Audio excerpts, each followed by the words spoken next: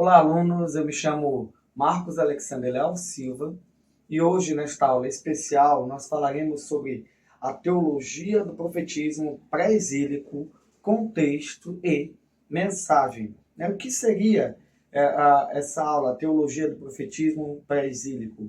Nós estaremos estudando os profetas que atuaram, que foram bocas de Deus, direcionados por Deus, no período antes, da invasão do reino, tanto do norte quanto do sul, que estava dividido em Israel. Objetivos é compreender o contexto histórico, como acabei de mencionar, estaremos falando desse contexto, desses profetas, e analisar a mensagem teológica dos mesmos. Estaremos abordando esse período, caracterizado por eventos históricos turbulentos, como a queda de Israel do norte para os assírios, as ameaças constantes ao reino de Judá no sul. Focaremos nos profetas que atuaram neste período, que foram Amós, Oséias, Isaías e Miqueias. Examinaremos suas críticas sociais, denúncias contra a idolatria, e as mensagens de esperança, de restauração e justiça. Além disso, discutiremos como essas mensagens são relevantes para a compreensão da teologia do Antigo Testamento, especialmente em relação à promessa do novo pacto e à vinda do Messias. Olha como é importante nós estudarmos sobre esse contexto histórico e sobre a atuação de cada um desses profetas. E, sem mais delongas, é importante explicarmos o período de divisão de Israel, as ameaças externas e as ameaças internas de Israel. Após o reinado de Salomão, seu filho, Roboão, reinou em seu lugar. Foi proclamado rei. E após ele ter sido procurado pelo povo para dar uma resposta em relação aos tributos, em relação às cargas que o povo estava sentindo pesada desde Salomão, e acredita-se que era devido à construção do templo, e outras questões de avanços ali no reinado de Salomão, ali na sua administração, o povo pediu para que o sucessor, Roboão, ele diminuísse a carga sobre Israel. Ele pegou conselhos com os velhos primeiro, os antigos conselheiros de seu pai, e depois pegou conselho com os jovens, e até que ele tomou a decisão de seguir o conselho dos jovens. Ele respondeu com aspereza depois de 3 dias para com o povo, em ignorância. O meu dedo mindinho, essa foi a resposta dele, o meu dedo mindinho é mais grosso que a cintura do meu pai, então eu serei mais pesado que o meu pai. Devido a isso, houve o cumprimento de uma profecia já anterior, antes dita, que o reino seria dividido. Então a descendência de Davi continuou a reinar sobre Judá, o reino do sul, e outro rei foi proclamado sobre o restante das tribos, ali o reino do norte, que foi Jeroboão, que reinou sobre o reino do norte. E quais foram os acontecimentos dessa época? O reino do norte, Israel, ele foi tomado pelos assírios em 722 a.C. E em 587 a.C., Jerusalém foi saqueada, foi tomada, o templo foi destruído pelos babilônicos. Nessa época, a Assíria estava sendo governada por Salmaneser V, o reino que invadiu ali o norte, o reino do norte. Nesta época, os assírios começavam a crescer e o seu império se tornava poderoso, forte, eminente. A Babilônia também nessa época, ali da invasão do reino do sul e destruição do templo, era governada por Nabucodonosor II e também nessa época emergiu como uma potência regional. E agora vamos analisar, vamos entender o período de atuação de cada um desses profetas. Iniciando por Isaías. Isaías, ele ministrou por 40 anos, de 740 até 701 a.C., durante os reinados de Uzias, Jotão, Acás e Ezequias. Oséias profetizou durante os reinados também de 4 reis de Judá, Uzias, Jotão, Acaz e Ezequias. Amós, durante o reinado de Jeroboão II, 793 a 753 a.C., de Israel, e Uzias, 792 a 740 a.C., de Judá.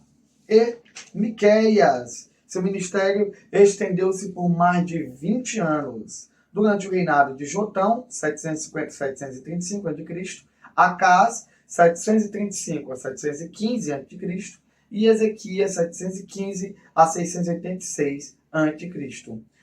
E marca-se nesse tempo aqui, mencionado, um tempo de expansão e domínio dos assírios no antigo Oriente Próximo. Depois de nós já entendermos este período, esse contexto histórico e esses principais acontecimentos externos, vale mencionar também os acontecimentos internos. E quais foram os acontecimentos, as ameaças internas para o povo de Israel, tanto no Reino do Norte quanto no Reino do Sul? Idolatria e injustiça social. Essas foram as ameaças internas denunciadas pelo profeta, a envio de Deus para alertar o povo, para proclamar o povo para o arrependimento, para que Deus não os castigasse devido à sua falta de obediência a Deus. Mas sabemos que os acontecimentos chegaram à porta do povo, tanto do Reino do Sul e do Reino do Norte, devido à falta de obediência, à falta de seguir as ordenanças de Deus para o seu povo. E eu marco aqui também uma importante, ressalto aqui algo interessante. O povo deveria ser exemplo para todas as nações que estavam ao seu redor. E algumas dessas nações ali que haviam conflito durante os anos, já haviam até sido derrotadas por Israel. Mas depois que eles queriam começar a imitar os povos ao redor, ao invés de ser exemplo, tomaram os povos como exemplo. Desobedeceram a Deus, pecaram na idolatria, na injustiça social e receberam a justiça de Deus sobre a nação. Agora vamos analisar as mensagens, os principais pontos das mensagens desses profetas pré-exílico. Começando por Isaías, como mencionei anteriormente. Isaías, no papel de promotor da aliança, sua mensagem consiste em profecias de julgamento que declaram maldição e esperança, incluindo, é claro, a mensagem de Emanuel em Isaías 7,14 e do servo sofredor em Isaías 53. E quero aqui citar Isaías capítulo 1. É importante também nós termos nossa Bíblia na mão, aluno, para seguirmos aqui essa aula. Isaías capítulo 1, verso 4. Leia comigo esse texto bíblico. Isaías capítulo 1, versículo 4. Isaías 1, 4. Diz assim o texto. Ah, nação pecadora, povo carregado de maldade, descendência de malfeitores, filhos que praticam a corrupção, deixaram o Senhor, desprezaram o Santo de Israel e afastaram-se dele. Aqui mencionando sobre as mensagens, de julgamento, de maldição, declaração ali de Deus para o povo. Seguindo, nós temos Oséias. Oséias, a sua mensagem foca na quebra da aliança por parte de Israel. A aliança que Deus fez com o povo quando o redimiu do Egito. O uso da metáfora do casamento para descrever a relação de Deus com Israel. Mencionamos aqui, Oséias, vamos ler Oséias capítulo 1, verso 1, para nós entendermos sobre estas mensagens de Oséias. Oséias 1:1. Ele diz assim: a palavra do Senhor que veio a Oséias, filho de Beeri, nos dias de Uzias, Jotão, Acaz e Ezequias, como mencionado aqui os reis. Verso 2. Quando o Senhor começou a falar por intermédio de Oséias, ele lhe disse: vai, toma uma mulher adúltera, e filhos da relação adúltera, porque a terra adulterou, apartando-se do Senhor. Quero mencionar também Oséias 6:1. Olha o que diz. Vinde e voltemos para o Senhor, porque Ele nos despedaçou, mas haverá de nos curar.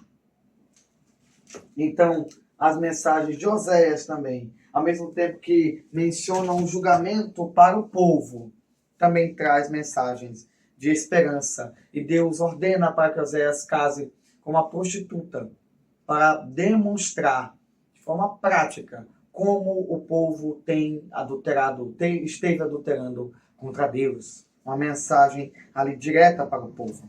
Seguindo para os profetas, nós temos Amós. Amós atacou duas principais áreas de pecado denunciadas comumente pelos profetas: a idolatria e denúncia de injustiça contra os pobres, considerando a falsa religião do povo como um problema fundamental. Vamos ler Amós, capítulo 1, para entender melhor essa questão. Oséias, Joel, Amós. Amós diz o seguinte: palavra de Amós, que estava entre os pastores de Tecoa, sobre o que viu a respeito de Israel 2 anos antes do terremoto, no reinado de Uzias, rei de Judá, e no reinado de Jeroboão, filho de Joás, rei de Israel. Ele disse: o Senhor brada de Sião e de Jerusalém, faz ouvir a sua voz. As pastagens dos pastores lamentam, o topo do camelo seca. Verso 3. Assim diz o Senhor: pelas 3 transgressões de Damasco, sim pela 4ª, não retirarei o meu castigo. Olha só. E no capítulo 6, verso 12, vamos ler o que declara Amós. 6:12, ele declara: por acaso correrão cavalos pelos rochedos? Poderá alguém lavrar ali bois? Mas vós transformaste o direito em veneno e o fruto da justiça em coisa amarga, denunciando a atuação injusta do povo. Olha só como é importante nós entendermos essas mensagens, estudarmos a história desses profetas e, seguindo para a finalização desse contexto aqui das mensagens, dos pontos principais das mensagens dos profetas, Miqueias proclama julgamento e restauração para o povo de Deus. Muitos pecados da comunidade são mencionados: idolatria, feitiçaria, opressão dos pobres e a visão de justiça, né? Depois ali o contraponto, a visão de justiça e paz messiânica. Vamos ler o que diz Miqueias, capítulo 1, verso 5. Miqueias 1:5 declara o seguinte: tudo isso ocorreu por causa da transgressão de Jacó e por causa dos pecados da casa de Israel. Qual é a transgressão de Jacó? Não é Samaria? Quais são os altares de Judá? Não é Jerusalém? Então, temos aqui em Miqueias 7:18. Olha só o que ele declara. 7:18. Quem é Deus semelhante a ti, que perdoas a maldade e te esquece da transgressão dos remanescentes da tua herança? O Senhor não retém a sua ira para sempre. Amém? Então, Miqueias, ele focou também nesses pontos importantes. E é claro que nós vemos aqui uma semelhança nos pontos das mensagens de cada um desses profetas. Eles falam sobre justiça social, né? Como os profetas pré-exílicos enfatizaram a importância da justiça e da equidade. Eles mencionam sobre, nas suas mensagens, ponto da sua mensagem, aliança e juízo, o papel da aliança de Deus com seu povo e as consequências do rompimento dessa aliança devido à idolatria, né? Mencionamos ali este ponto principal como sinal da quebra da aliança do povo. E sempre finalizando com uma mensagem de esperança messiânica, as profecias de um futuro redentor e restaurador. E para irmos para a conclusão desta aula, é nisto que eu quero focar a cada um dos nossos alunos: as mensagens de esperança com o povo. Começando por Isaías. Isaías menciona-se na Bíblia de Estudo Fé Reformada, tendo como diretor-geral R.C. Sproul, né?